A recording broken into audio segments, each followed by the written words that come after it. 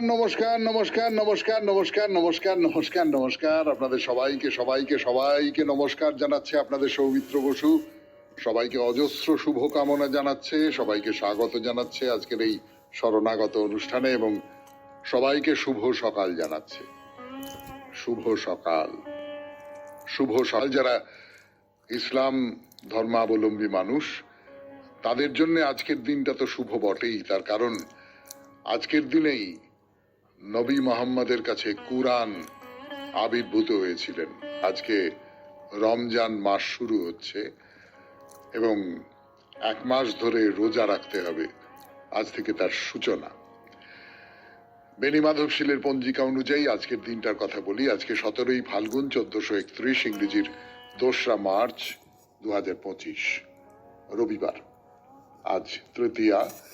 সূর্যোদয়ের সময় সকাল 6টা বেজে 4 মিনিট, সূর্যাস্তের সময় বিকেল 5টা বেজে 36 মিনিট। উত্তর ভাদ্রপদ নক্ষত্র। আজকে জন্মে মীন রাশি, বিপ্রবর্ণ, নরগণ। দিনের বেলা 12টা বেজে 11 মিনিট গতে দেবগণ। আমাদের হোয়াটসঅ্যাপে চিঠি পাঠাবার নাম্বার 9831922927। চিঠির গোড়ায় অতি অবশ্যই SG লিখতে হবে। আজকের অনুষ্ঠান পরিচিতি আর আপনাদের কি বলবো, আজকের অনুষ্ঠান তো একজনকে নিয়েই, শ্রী চৈতন্যদেবকে নিয়েই। শ্রী চৈতন্যদেব এখন নীলাচলে আছেন এবং তিনি ভক্তদের নিয়ে সকালবেলা বেরিয়ে পড়েন, নাচতে নাচতে হরি সংকীর্তন করতে করতে নগর পরিক্রমা করেন। আর অসংখ্য মানুষ নিজেদের ঘরে দুয়ারে পথে দাঁড়িয়ে সেই সংকীর্তন শোনেন, সেই সংকীর্তনের মধ্যে ঢুকে পড়েন, নিজেরাও সেই সংকীর্তনে যোগ দেন। এইরকম করতে করতে করতে করতে গোটা উড়িষ্যা জুড়ে মহাপ্রভুর যে প্রভাব, মহাপ্রভুর যে আনন্দময় যে বিলাস, কৃষ্ণ ভজনার যে বিলাস, সেইটা ছড়িয়ে পড়ছে। সেই কথা বলেছিলাম আপনাদের গত রবিবার। আজকে সেইখান থেকে শুরু করি। এই হলো আমাদের আজকের অনুষ্ঠান পরিচিতি। আমাদের হোয়াটসঅ্যাপে চিঠি পাঠাবার নাম্বার আপনারা সকলে জানেন, তবু আরেকবার মনে করিয়ে দিই, 9831922927। চিঠির গোড়ায় অতি অবশ্যই SG লিখতে হবে। তাহলে এখন একটু গান শুনে নি, গানের পর মহাপ্রভুর কথা, শ্রী চৈতন্যদেবের কথা, রবিবারের শরণাগত অনুষ্ঠানে 92.7 বিগ FM-এ। এরপর মহাপ্রভুর কথা শুরু করছি। আজকের কথা 92.7 বিগ FM-এ শরণাগত অনুষ্ঠানে। তো মহাপ্রভুর মতামত বলুন, মতবাদ বলুন, তার ধর্ম দর্শন বলুন, এই সমস্ত কিছু উড়িষ্যায় প্রতিষ্ঠা লাভ করছে আস্তে আস্তে। এবং এই যে মহাপ্রভুর যে ধর্মমত, এর মধ্যে না নানান ধর্মের একটা মিশেল আছে, নানান ধর্মের মিশেল। সেই সময়ের যারা নবী, যারা সাধু, যারা সাধক, সেই সময়ে যেমন ধরুন আমি বলি যদি কবির, নানক, রামানন্দ, তুকারাম, এই যে মধ্যযুগ যাকে বলি, সেই মধ্যযুগের যারা সাধক, তাদের মধ্যে নানান ধরনের মতবাদ, নানান ধর্মের যে মতবাদ, সেইগুলো একসঙ্গে সম্মিলিত হয়েছে, হয়ে একটা ধর্মমত তৈরি হচ্ছে। আমাদের বাংলায় মহাপ্রভু সেই রকমই একজন মানুষ। তার মতবাদ, ধর্ম দর্শন ছড়িয়ে পড়ছে। আস্তে আস্তে আস্তে আস্তে তিনি নিজের স্থায়ী আসন প্রতিষ্ঠিত করছেন এবং সেটা বিস্তারিত হচ্ছে। আর তার সঙ্গে যেটা ছিল সেটা হচ্ছে অপরূপ সুন্দর ছিলেন। তো অপরূপ সুন্দর একজন মানুষ, এক আধ্যাত্মিক ব্যক্তিত্বের অধিকারী, ভীষণ নম্রভাষী। অন্য ধর্ম সম্প্রদায়ের যে মানুষজন, তাদেরও আকৃষ্ট করছেন এবং উড়িষ্যায় প্রচলিত নানান রকম সব বৈষ্ণব ধর্মের মত আছে, তো সেগুলোকে নিজের মধ্যে ঢুকিয়ে নিচ্ছেন। উড়িষ্যার যে ভক্তরা দলে দলে তার পাশে এসে সমবেত হচ্ছেন। নীলাচলে প্রচলিত সমস্ত ধর্মমত, সেগুলো একসঙ্গে মিলে যাচ্ছে তার তত্ত্বাবধানে।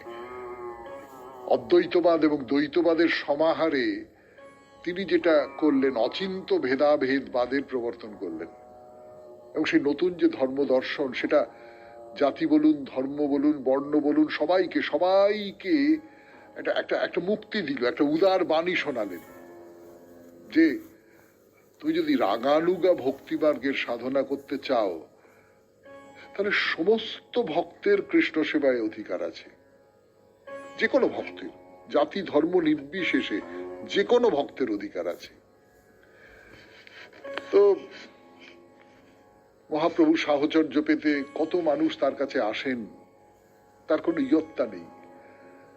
তাদের প্রত্যেকেরই মনের আশা মহাপ্রভুর কাছে যাব, দর্শন করব, তার কথা শুনবো, তার উপদেশ শুনবো, মনের মধ্যে যে জ্বালা সেই জ্বালার নিরসন হবে, এই ভাবেন। এবং মহাপ্রভু কখনো কাউকে নিরাশ করেন না।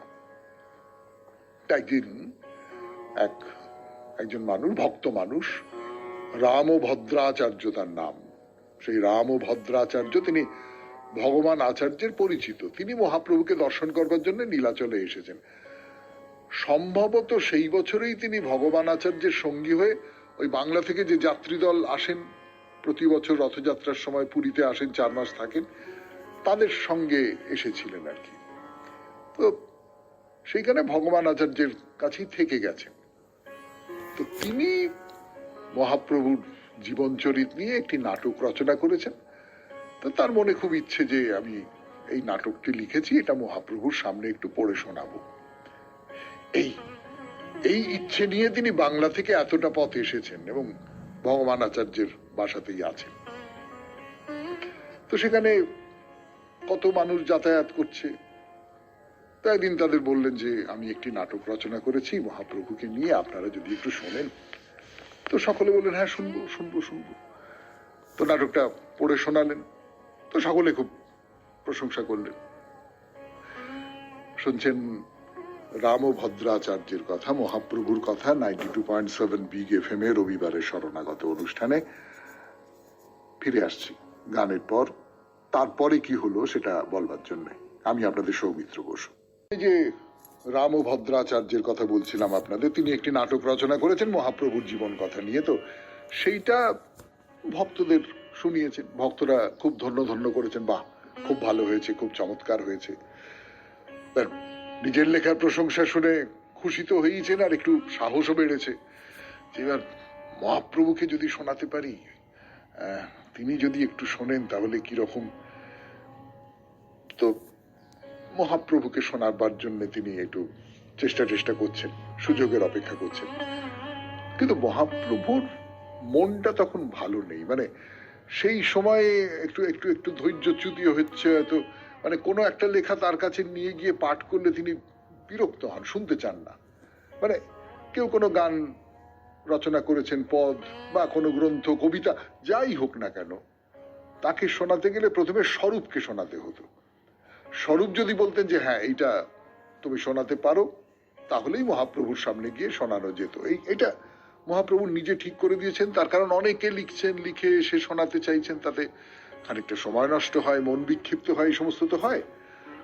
এবং যেটা ওই একটু একটু মানে যদি বিশুদ্ধ রচনা না হয়, রসবিচ্যুতি যদি থাকে কোনোভাবে, তাহলে বা শাস্ত্র বিরুদ্ধ কথা, তাহলে তার কষ্ট হতো, ভেতরে একটা কষ্ট হতো, রাগ হতো। তো ফলে স্বরূপকে শোনাতে হবে। তো মহাপ্রভু যখন এই গম্ভীর লীলা করছেন, সেই সময় তার মনের মধ্যে প্রতিটি মুহূর্তে নানান রকম সমস্ত ভাবরসের বিকাশ হতো। তো সেই সময় যদি তাকে আঘাত করতে পারে এইরকম কোনো ভাব আছে, এরকম লেখা তাকে পড়ে শোনানো হয়, তাহলে এইটা ভেতরে ভেতরে হয় না, একটা একটা মন একটা কিছুতে ডুবে আছে, তখন একটা অন্য রকমের সমস্ত কথা এলো মনের মধ্যে, তখন একটা ভেতরে অস্থিরতা তৈরি হয়। মহাপ্রভু সেই অস্থিরতাটাকে এড়িয়ে থাকবার চেষ্টা করতেন। 92.7 বিগ এফএম এ শরণাগত অনুষ্ঠান শুনছেন, রবিবারের শরণাগত। মহাপ্রভুর কথা বলছি আপনাদের 92.7 বিগ এফএম এ। ফিরে আসছি গানের পর শুনছেন মহাপ্রভুর কথা 92.7 বিগ এফএম এ শরণাগত অনুষ্ঠানে। এই যে রসাভাসের কথা বলছি আপনাদের, অর্থাৎ আমি একটা একটা রস, সেই রসটা কোনোভাবে নষ্ট হয়ে যাচ্ছে, এইটা এইটা গৌড়ীয় বৈষ্ণব তত্ত্বে এটা একটা খুব খুব গুরুত্বপূর্ণ ব্যাপার। ভগবানের সঙ্গে প্রেমের আদান প্রদানে ভক্তের যে যে যে একটা অনুভূতি হয়, দিব্য অনুভূতি, তাকে রস বলে। মানে রসাস্বাদন হচ্ছে আনন্দ অনুভূতি। ভগবানের সঙ্গে সংযোগ তৈরি হলে যখন, তার ফলে যে আনন্দ, এমনি আনন্দ না, আমার আপনার সাধারণ আনন্দ নয়, তাকে বলা হচ্ছে রসাস্বাদন। তা মহাপ্রভু শ্রীরূপকে পঞ্চমুখ্য রস আর 7টা গৌণ রস, এই এই হলো রস, এইগুলো শিক্ষা দিয়েছিলেন। এবং শ্রীরূপের যে তত্ত্ব, সেই তত্ত্বে শ্রীকৃষ্ণ সেবার অনুকূল অনুশীলনই হচ্ছে ভক্তি, আর ভক্তি হচ্ছে একমাত্র রস। অর্থাৎ কৃষ্ণকে সেবা করো, তার জন্য যা যা কিছু করার দরকার সেইটা করো, তাকে বলে ভক্তি। আর এই ভক্তিটাই হচ্ছে রস। এই ভক্তির ফলে মনের মধ্যে একটা আনন্দ হয়, সেই আনন্দ, এই ভক্তিরস তো সবাইকার মনের মধ্যে জাগে না। এটা ওই জন্ম জন্মান্তরের ফল হিসেবে বলতে পারেন আর কি। এবং ভক্তিরসের আস্বাদনও সকলের কাছে আসে না। যার মনের মধ্যে ভগবত ভক্তির একটা একটা উদ্ভাস থাকে, একটা ভগবত ভক্তি জেগে ওঠে, সেটা নানান জন্মের পুণ্য ফলে হতে পারে বা এই জন্মের পুণ্য ফলে হতে পারে, তিনি ভক্তিরসটা বোঝেন, বাদ বাকি কেউ বোঝেন না। আমি যদি আপনাকে বলি যে আচ্ছা চিনি খেতে কি রকম, আপনি বলবেন মিষ্টি মিষ্টি অমুক তমুক ইত্যাদি ইত্যাদি, কিন্তু ঠিক ঠিক স্বাদটা হয়তো বলতে পারবেন না। কিন্তু যে মানুষটা কখনো চিনি খায় না, তার কাছে কি চিনি কিরাম খেতে, এই কথার কোনো উত্তর আছে? নেই তো। তো এই যে রসটা, এর বিপরীত যদি কোনো একটা ভাব চলে আসে, তাকে রসাভাস বলে। তো এই ধরুন, আমি যদি বলি যে মা যশোদা বাৎসল্য রসের প্রভাবে কৃষ্ণকে দুর্বল শিশু বলে মনে করতেন, তার সামনে কেউ যদি কৃষ্ণকে অপরিসীম শক্তিশালী বলে মনে করতো, তাহলে তার মনে রসাভাস হতো, কষ্ট পেতেন। অর্থাৎ আমি যেভাবে তাকে দেখছি, আমি ভক্ত, আমি যেভাবে তাকে দেখছি, সেই দেখাটার বিপরীত রকম করে কেউ দেখে যদি বলেন, তাহলে আমার ভেতরে একটা কষ্ট তৈরি হয়, তো আমার ভেতরে একটা ধাক্কা তৈরি হয়। তো সেই ধাক্কাটা মহাপ্রভু নিতে চাইতেন না কোনোভাবে। শুনছেন রবিবারের শরণাগত 92.7 বিগ এফএম এ। আমি আছি আপনাদের সঙ্গে, আপনাদের সৌমিত্র বসু। ফিরে আসছি আরো কথা বলবার জন্য গানের পর। 92.7 বিগ এফএম এ শরণাগত অনুষ্ঠানে তত্ত্ব কথা খানিকটা হলো। এইবারে আবার আমরা ফিরে আসি আমাদের কাহিনীতে। ওই রাম ও ভদ্রাচার্য, তিনি একটি নাটক রচনা করেছেন, সেইটা তিনি মহাপ্রভুকে শোনাতে চান। তো মহাপ্রভুকে শোনাতে গেলে আগে স্বরূপকে শোনাতে হবে। আর স্বরূপকে বলতে উনি খুব ভরসা পাচ্ছেন না। উনি তো ওই অর্থে মহাপ্রভুর খুব কাছের যে বলয়, সেই বলয়ের লোক নন। তো ভগবান আচার্য, যার কাছে উনি আছেন, রামভদ্রাচার্য, তাকে বলেছেন। তা ভগবান আচার্য বললেন যে হ্যাঁ, আমি শুনেছি যে খুব প্রশংসা হচ্ছে নাটকটার, অনেক ভক্ত আমাকে বললেন যে ভারী চমৎকার একটি নাটক রচনা করেছে মহাপ্রভুকে নিয়ে। তো ঠিক আছে, আমি বলবো, আমি স্বরূপকে বলি, সে একবার শুনুক। তো ভগবান আচার্য একদিন স্বরূপকে বললেন যে এরকম একটি নাটক রচনা করেছে, স্বরূপ তুমি শোনো না। বাংলা থেকে একজন ভক্ত এসেছেন, তিনি মহাপ্রভুর জীবন লীলা নিয়ে একটা চমৎকার নাটক রচনা করেছেন, তুমি যদি শুনে অনুমোদন করো তাহলে মহাপ্রভুকে সেটা শোনানো যাবে। তো স্বরূপ তার কথা শুনে খুব হাসতে হাসতে মজা করে বলছেন, আচার্য, গত জন্মে তুমি গোপ ছিলে, তাই এখনো তাদেরই মতো উদ্ধার রয়েছে, তোমার সবকিছুই ভালো লাগে। তবে কি জানো তো, গ্রাম্য কবি আর বিষয়াসক্ত গৃহীজনের রচনার মধ্যে তো প্রায়ই রসাভাস থাকে, এবং তাদের লেখার মধ্যে যে রসাভাস আছে সেটা তারা বুঝতে পারে না, মানে বোঝবার যোগ্যতাও তাদের থাকে না। তারা তো ব্যাকরণ জানে না, অলংকার জানে না, বিশেষ করে নাটকের অলংকার, এ ব্যাপারে তাদের কোনো জ্ঞান নেই। তারা যে কিভাবে কৃষ্ণলীলা বর্ণনা করবে তা তো আমি কিছুতেই বুঝতে পারি না। তার উপরে আবার মহাপ্রভুর লীলায় তো আরো দুর্বোধ্য। একমাত্র যারা ভগবত প্রেমী মহাপ্রভুর শ্রীচরণ আশ্রয় করে পড়ে আছেন তারাই তার জীবনী বর্ণনা করতে পারেন এবং সেইটা শুনতে ভালো লাগে।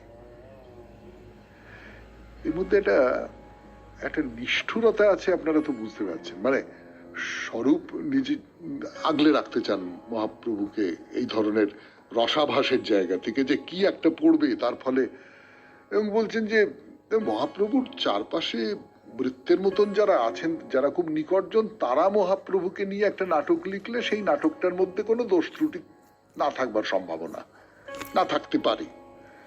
কিন্তু একজন এমনি গৃহস্থ মানুষ, তিনি একটা মহাপ্রভুকে নিয়ে নাটক লিখেছেন, তার মধ্যে তো কতগুলো গন্ডগোল থাকতেই পারে।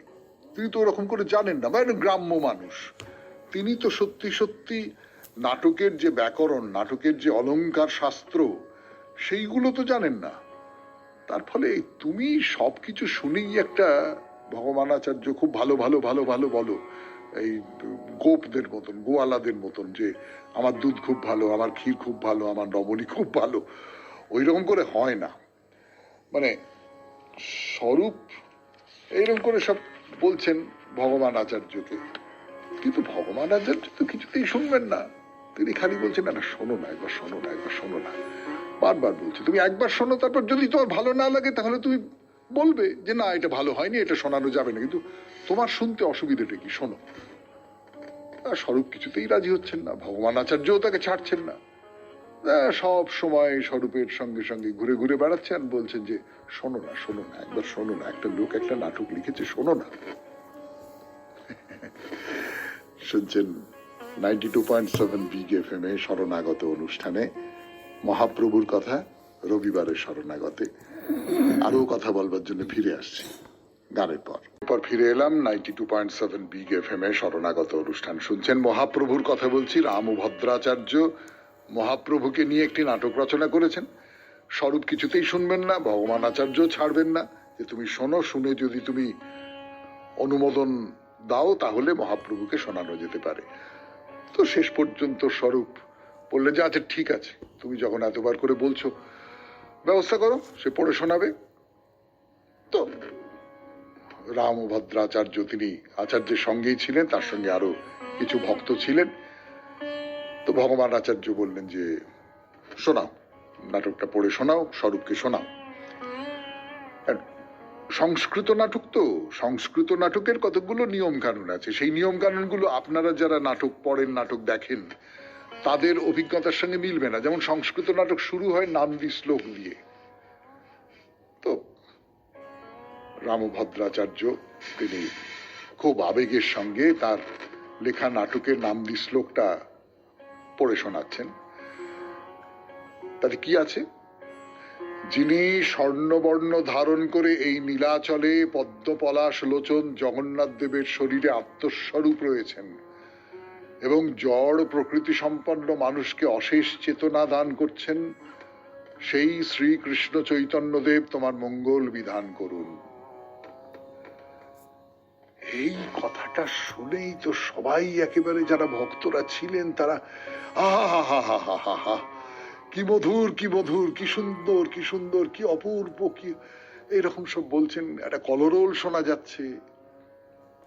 স্বরূপ কিন্তু চুপ করে শুনছেন, কোনো আবেগের ব্যাপার নেই, চুপ করে আছেন। তো তিনি বললেন যে এই শ্লোকের অর্থটা ব্যাখ্যা করে একটু শোনান।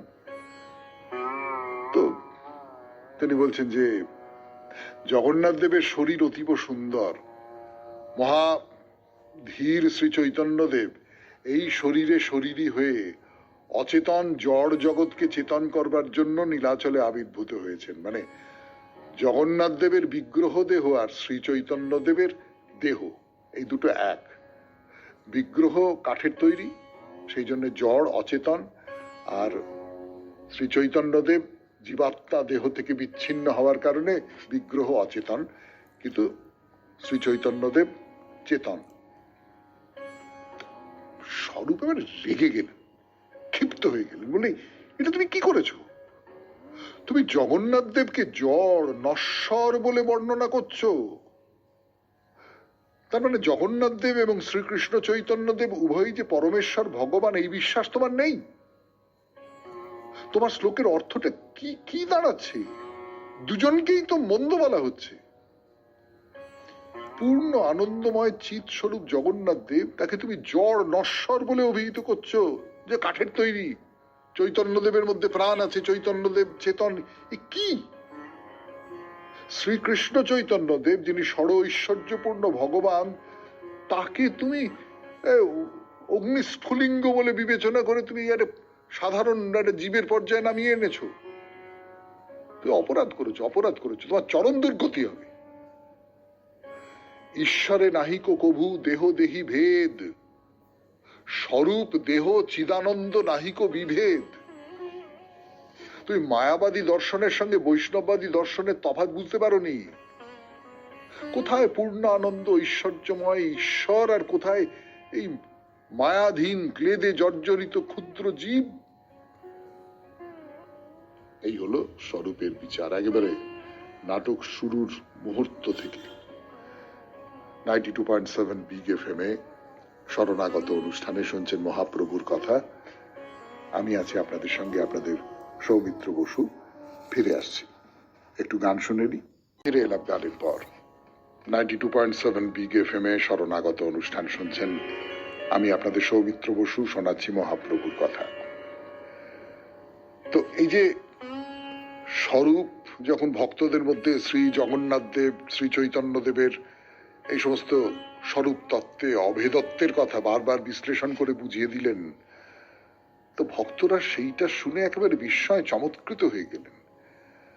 তারা একেবারে মুগ্ধ হয়ে বিনা প্রশ্নে স্বরূপের সিদ্ধান্তকে মাথা নিচু করে মেনে নিলেন। বললেন, স্বরূপ, তোমার সিদ্ধান্ত খুব যুক্তিপূর্ণ, যে জগন্নাথ দেব কেবলমাত্র একটা কাঠের তৈরি মূর্তি নন, শ্রী চৈতন্য দেব কেবলমাত্র একজন দেহী মানুষ নন, তারা দুজনেই ভগবান। তারা এই ভক্তরা সকলে বলছে, ঠিক ঠিক ঠিক ঠিক ঠিক, আমরা বুঝতে পারিনি, আমরা গোলমালটা বুঝতে পারিনি, বলে জয়ধ্বনি করছে, হরিধ্বনি করছে। তো করে কবিকে বলছেন যে তুমি অপরাধ করেছো, অপরাধ করেছো তুমি রামভদ্রাচার্য। তুমি জগন্নাথ দেব এবং শ্রী চৈতন্য দেবের মূল তত্ত্বকে বিকৃত করেছো। তো রামভদ্রদেব নাটকটা লিখেছেন, তিনি তো মাথা নিচু করে বসে আছেন। তার স্বরূপ তাকে ডাকলেন, ডেকে বললেন, দুঃখ করো না, দুঃখ করো না, যাও কোনো সত্যিকারের বৈষ্ণব, যিনি তত্ত্ব জানেন, তত্ত্বকে অনুভব করেছেন, তত্ত্বদ্রষ্টা যাকে বলে, তার কাছে গিয়ে ভাগবত পড়ো এবং একনিষ্ঠভাবে মহাপ্রভুর শরণাগত হও। তার যদি কৃপা হয়, তুমি শ্রীকৃষ্ণের অপ্রাকৃত স্বরূপ, তার গুণ লীলা বিলাস সব ঠিক মতো বুঝতে পারবে। এইটাই একমাত্র পথ। তুমি শ্রী চৈতন্য দেবের কাছে এসো, তাকে দেখো ভালো করে, তার সাহচর্য লাভ করো, তাহলেই তুমি তোমার পাণ্ডিত্য সত্যি সত্যি পাণ্ডিত্য হবে। তো রামভদ্রাচার্য একেবারে মাথা নিচু করে সমস্তটা মেনে নিলেন। কিন্তু তার বিবেকের তো খুব দংশন হচ্ছে, খুব কষ্ট পাচ্ছেন। তিনি প্রত্যেকটি ভক্তের পায়ের ধুলো মাথায় তুলে নিচ্ছেন, বলছেন, আপনারা আমাকে আশীর্বাদ করুন, আপনারা আমাকে আশীর্বাদ করুন যেন আমার চৈতন্য হয়। তারা সকলেই তাকে ভালোবেসে আলিঙ্গন দিলেন। তার স্বরূপ তখন তাকে বললেন যে, তুমি আমার সঙ্গে এসো, এসো করে মহাপ্রভুর কাছে তাকে নিয়ে গেলেন। নিয়ে গিয়ে মহাপ্রভু তাকে আশীর্বাদ করলেন। সেই দিন থেকে এই কবির মনের ভাব পাল্টে গেল। তিনি ওই মহাপ্রভুর স্মরণে থেকে গেলেন। রামভদ্রাচার্য আর ভগবান আচার্য প্রভু পাশে রহিলা, দোহে ছাড়ি অন্য কার্য, চৈতন্য চরিতামৃতে বলা আছে। লৌকিক সাহিত্য বা কাব্য রচনায় পারদর্শিতা থাকলেই ভগবানের লীলা বর্ণনা করবার অধিকার জন্মায় না। তার জন্য ভগবানের কাছে নিজেকে সমর্পণ করে দিতে হয়, আর তার জন্যে অভিমান শূন্য হৃদয়ে প্রীতির আচরণ নিয়ে কৃষ্ণ সেবায় নিযুক্ত থাকতে হয়। শুনছেন মহাপ্রভুর কথা 92.7 বিগ এফএম এ শরণাগত অনুষ্ঠানে। আরো কথা বলবার জন্য ফিরে আসছে আপনাদের সৌমিত্র বসু। তার আগে একটু গান। ফিরে এলাম গানের পর। মহাপ্রভুর কথা শুনছেন 92.7 বিগ এফএম এ শরণাগত অনুষ্ঠানে। 1518 খ্রিস্টাব্দ, রথযাত্রা ঠিক আগে সপ্তগ্রামের জমিদার গোবর্ধন দাসের একমাত্র ছেলে রঘুনাথ দাস, তার কথা বলেছিলাম আপনাদের অনেকদিন আগে, মনে আছে কিনা জানি না, তিনি শ্রী চৈতন্য মহাপ্রভুর চরণে আশ্রয় পেয়ে জীবন উৎসর্গ করার স্বপ্ন নিয়ে চিরকালের জন্য বাংলা ছেড়ে নীলাচলে চলে গিয়েছিলেন। হিরণ্য আর গোবর্ধন দুই ভাইয়ের জমিদারিতে সপ্তগ্রামের প্রজারা সুখে শান্তিতে বাস করতেন। জমিদারের সংসারও খুব সুখের সংসার ছিল, 16 কলায় পূর্ণ ছিল। তাদের মনে একমাত্র অশান্তি, রঘুনাথ দাস সবসময় কিরকম একটা ভাবে উন্মনা হয়ে থাকেন। শ্রীকৃষ্ণ চৈতন্যকে তার প্রতি একটা অসম্ভব আকর্ষণ, সব সময় রঘুনাথকে কিরকম ব্যাকুল করে রাখে। তো সেই রঘুনাথ জমিদারি বিষয় বৈভব সমস্ত বর্জন করে সংসার ত্যাগ করে সবার অলক্ষ্যে চলে গেলেন। এই যে চলে গেল, বাড়ির একটা ছেলে এরকম করে চলে গেল মহাপ্রভুর কাছে থাকবে বলে, পুরো সংসারটা নষ্ট হয়ে গেল। তো সংসারে যা কিছু একটা সুখের সংসার ছিল, সেই সুখের সংসারটা পুরো বিধ্বস্ত হয়ে গেল। তো অনেকদিন আগের কথা বলি আপনাদের, তখন নদিয়ায় নিমাইয়ের জন্ম হয়নি। মাধবেন্দ্র পুরীর নেতৃত্বে অদ্বৈত শ্রীবাস এরাও ছিলেন। বাংলায় একটা বৈষ্ণব সংগঠন গড়ে উঠেছে। তো সেই সময়ের একজন বৈষ্ণব সাধক জবন হরিদাস, তার সাধন ক্ষেত্র বেনাপোল ছেড়ে নামগান করতে করতে গঙ্গার তীর ধরে সপ্তগ্রামে এলেন। তার কাছাকাছি চাঁদপুর বলে একটা গ্রাম, সেখানে সপ্তগ্রামের খুব বর্ধিষ্ণু জমিদার বংশের কুলপুরোহিত বলরাম আচার্য তার গৃহে থাকতে লাগলেন।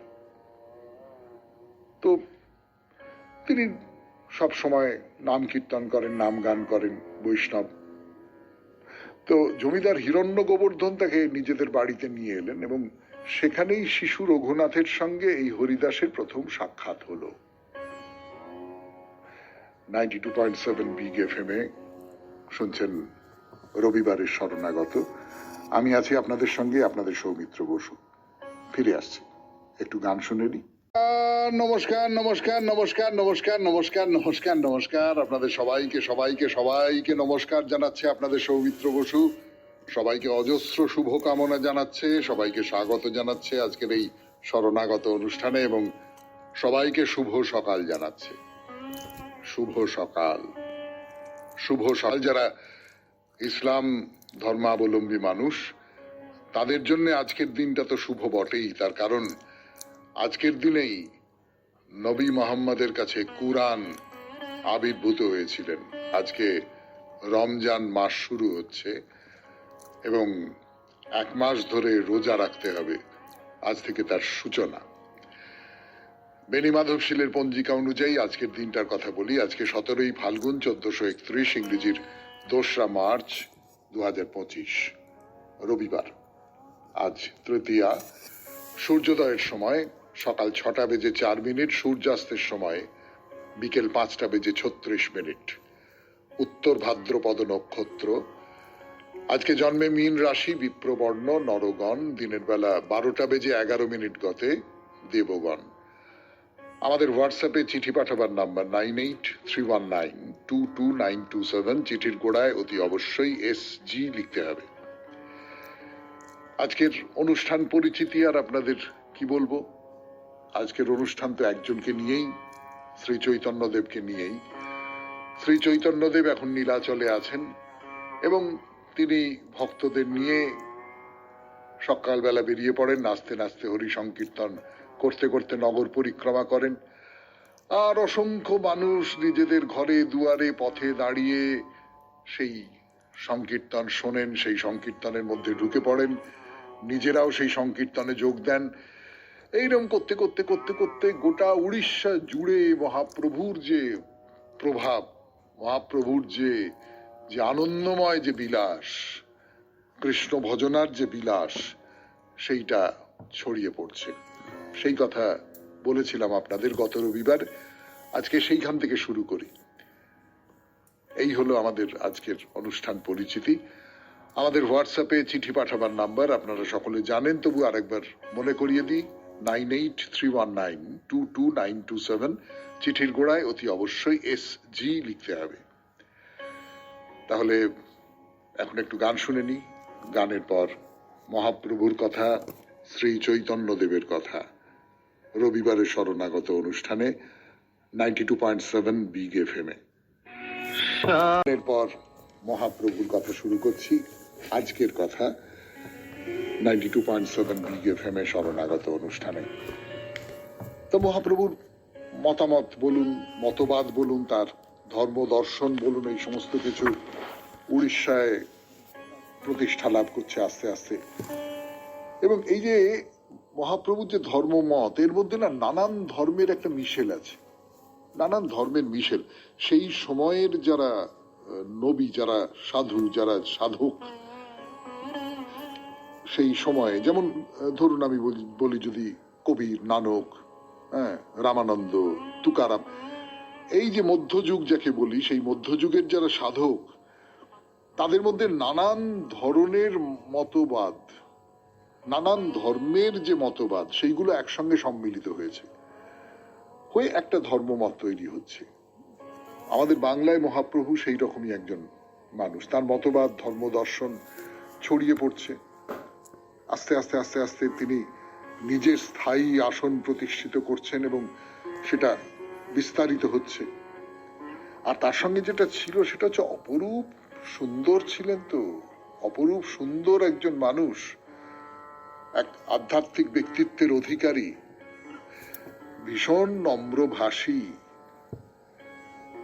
অন্য ধর্ম সম্প্রদায়ের যে মানুষজন, তাদেরও আকৃষ্ট করছেন। এবং উড়িষ্যায় প্রচলিত নানান রকম সব বৈষ্ণব ধর্মের মত আছে, তো সেগুলোকে নিজের মধ্যে ঢুকিয়ে নিচ্ছেন। উড়িষ্যার যে ভক্তরা দলে দলে তার পাশে এসে সমবেত হচ্ছেন। নীলাচলে প্রচলিত সমস্ত ধর্মমত, সেগুলো একসঙ্গে মিলে যাচ্ছে তার তত্ত্বাবধানে। অদ্বৈতবাদ এবং দ্বৈতবাদের সমাহারে তিনি যেটা করলেন, অচিন্ত ভেদাভেদবাদের প্রবর্তন করলেন। এবং সেই নতুন যে ধর্ম দর্শন, সেটা জাতি বলুন, ধর্ম বলুন, বর্ণ বলুন, সবাইকে একটা মুক্তি দিল, একটা উদার বাণী শোনালেন যে তুমি যদি রাগানুগা ভক্তিমার্গের সাধনা করতে চাও, তাহলে সমস্ত ভক্তের কৃষ্ণ সেবায় অধিকার আছে। যে কোনো ভক্তের, জাতি ধর্ম নির্বিশেষে যে কোনো ভক্তের অধিকার আছে। তো মহাপ্রভু সাহচর্য পেতে কত মানুষ তার কাছে আসেন, তার কোনো ইয়ত্তা নেই। তাদের প্রত্যেকেরই মনের আশা, মহাপ্রভুর কাছে যাব, দর্শন করব, তার কথা শুনবো, তার উপদেশ শুনবো। মনের মধ্যে যে জ্বালা, সেই জ্বালার নিরসন হবে, এই ভাবেন। এবং মহাপ্রভু কখনো কাউকে নিরাশ করেন না। একদিন একজন মানুষ, ভক্ত মানুষ, রামভদ্রাচার্য তার নাম, সেই রামভদ্রাচার্য, তিনি ভগবান আচার্যের পরিচিত। তিনি মহাপ্রভুকে দর্শন করবার জন্য নীলাচলে এসেছেন। সম্ভবত সেই বছরেই তিনি ভগবান আচার্যের সঙ্গী হয়ে ওই বাংলা থেকে যে যাত্রী দল আসেন, প্রতি বছর রথযাত্রার সময় পুরীতে আসেন, 4 মাস থাকেন, তাদের সঙ্গে এসেছিলেন আর কি। তো সেইখানে ভগবান আচার্যের কাছেই থেকে গেছেন। তো তিনি মহাপ্রভুর জীবনচরিত নিয়ে একটি নাটক রচনা করেছেন। তো তার মনে খুব ইচ্ছে যে আমি এই নাটকটি লিখেছি, এটা মহাপ্রভুর সামনে একটু পড়ে শোনাবো। এই ইচ্ছে নিয়ে তিনি বাংলা থেকে এতটা পথ এসেছেন এবং ভগবান আচার্যের বাসাতেই আছেন। তো সেখানে কত মানুষ যাতায়াত করছে। তো একদিন তাদের বললেন যে আমি একটি নাটক রচনা করেছি মহাপ্রভুকে নিয়ে, আপনারা যদি একটু শোনেন। তো সকলে বললেন হ্যাঁ, শুনবো শুনবো শুনবো। তো নাটকটা পড়ে শোনালেন। তো সকলে খুব প্রশংসা করলেন। শুনছেন রামভদ্রাচার্যের কথা, মহাপ্রভুর কথা, 92.7 বিগ FM-এ রবিবারের শরণাগত অনুষ্ঠানে। ফিরে আসছি গানের পর। তারপরে কি হলো সেটা বলবার জন্য আমি আপনাদের সৌমিত্র বসু। এই যে রামভদ্রাচার্যের কথা বলছিলাম আপনাদের, তিনি একটি নাটক রচনা করেছেন মহাপ্রভুর জীবন কথা নিয়ে। তো সেইটা ভক্তদের শুনিয়েছেন, ভক্তরা খুব ধন্য ধন্য করেছেন, বাহ খুব ভালো হয়েছে, খুব চমৎকার হয়েছে। নিজের লেখার প্রশংসা শুনে খুশি তো হয়েছেন, আর একটু সাহসও বেড়েছে যে এবার মহাপ্রভুকে যদি শোনাতে পারি, তিনি যদি একটু শোনেন তাহলে কিরকম। তো মহাপ্রভুকে শোনাবার জন্য তিনি একটু চেষ্টা করছেন, সুযোগের অপেক্ষা করছেন। কিন্তু মহাপ্রভুর মনটা তখন ভালো নেই, মানে সেই সময়ে একটু একটু একটু ধৈর্যচ্যুতি হচ্ছে হয়তো, মানে কোনো একটা লেখা তার কাছে নিয়ে গিয়ে পাঠ করলে তিনি বিরক্ত হন, শুনতে চান না। মানে কেউ কোনো গান রচনা করেছেন, পদ বা কোনো গ্রন্থ, কবিতা, যাই হোক না কেন, তাকে শোনাতে গেলে প্রথমে স্বরূপকে শোনাতে হতো। স্বরূপ যদি বলতেন যে হ্যাঁ এইটা তুমি শোনাতে পারো, তাহলেই মহাপ্রভুর সামনে গিয়ে শোনানো যেত। এটা মহাপ্রভু নিজে ঠিক করে দিয়েছেন। তার কারণ অনেকে লিখছেন, লিখে এসে শোনাতে চাইছেন, তাতে খানিকটা সময় নষ্ট হয়, মন বিক্ষিপ্ত হয়, এই সমস্ত তো হয়। এবং যেটা ওই একটু একটু মানে যদি বিশুদ্ধ রচনা না হয়, রসবিচ্যুতি যদি থাকে কোনোভাবে, তাহলে বা শাস্ত্রবিরুদ্ধ কথা, তাহলে তার কষ্ট হতো, ভেতরে একটা কষ্ট হতো, রাগ হতো। তো ফলে স্বরূপকে শোনাতে হবে।